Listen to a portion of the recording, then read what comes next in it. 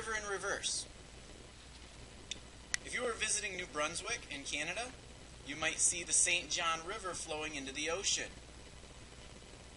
But 6 hours later, you might find that the river changed directions while you were gone. How could this possibly happen? The St. John River really does reverse course twice a day. At low tide, it empties into the Bay of Fundy, and at high tide, the Bay of Fundy's tide pushes into the river, forcing the river to run in the opposite direction. The Bay of Fundy's tides are among the highest in the world. So you can see by this series of pictures where we have low tide, the water runs out in the first two pictures, and then in the third picture, the water has come all the way back up due to high tide.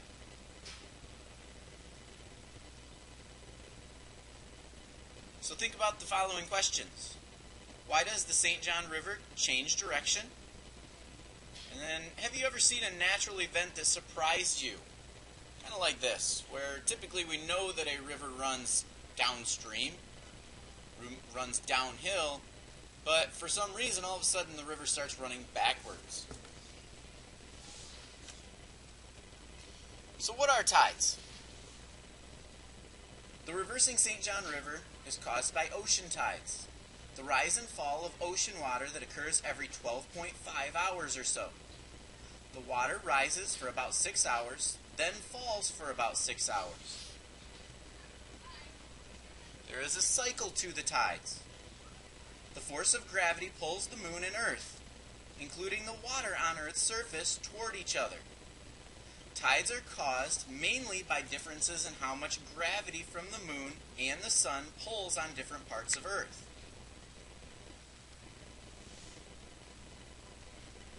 At any one time on Earth, there are two places with high tides and two places with low tides.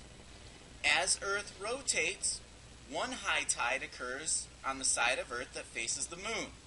The second high tide occurs on the opposite side of Earth.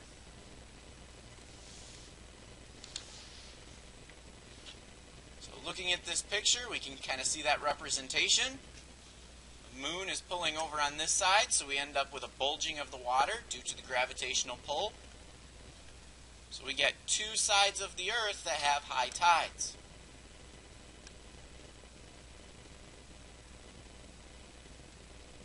A high tide here, a high tide here, and a low tide here and here. You can think of the Earth as a ball surrounded by a layer of water. The layer is really much thinner than what we see in this picture.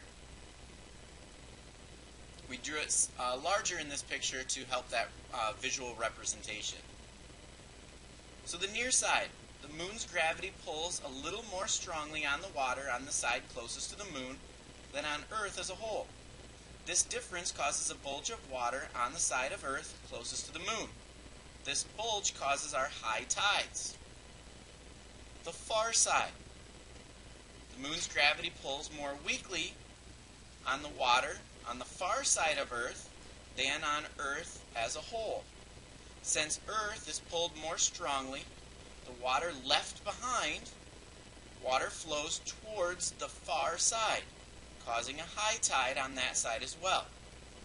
Halfway between the high tides, water flows toward the high tides, causing a low tide.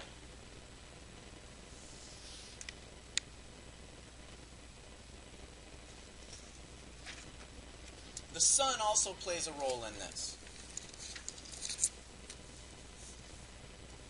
Even though the sun is about 150 million kilometers from Earth, it is so massive that its gravity affects the tides as well. The sun pulls the water on Earth's surface towards it. Changes in the position of Earth, the moon, and the sun affect the heights of the tides during a month. So during the new moon, the sun would be over here. We get the pull of the sun's gravity, the moon's gravity, so it creates an extremely high tide. The sun, the moon, and the Earth are nearly in a line during a new moon. The gravity of the sun and the moon pull in the same direction. Their combined forces produce a tide with the greatest difference between consecutive low and high tides. This is called a spring tide. The term spring tide comes from an Old English word, springen, meaning to jump. During the first quarter moon, the line between Earth and the sun is at right angles to the line between Earth and the moon. So the sun would be over here, the moon is here, we're at a right angle. The sun's pull is at a right angle to the moon's pull. This arrangement produces a neap tide, a tide with the least difference between consecutive low and high tides. Neap tides occur twice a month.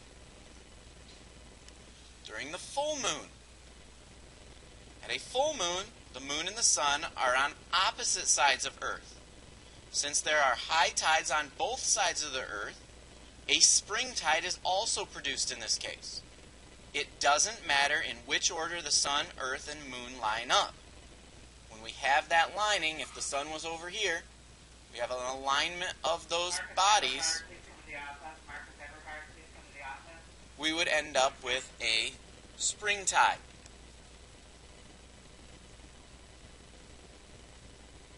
During the third quarter moon would be another example of a neap tide. So the moon over right in here, the moon would be over in this area. We would end up with the same situation where we'd end up with another neap tide during a third quarter moon.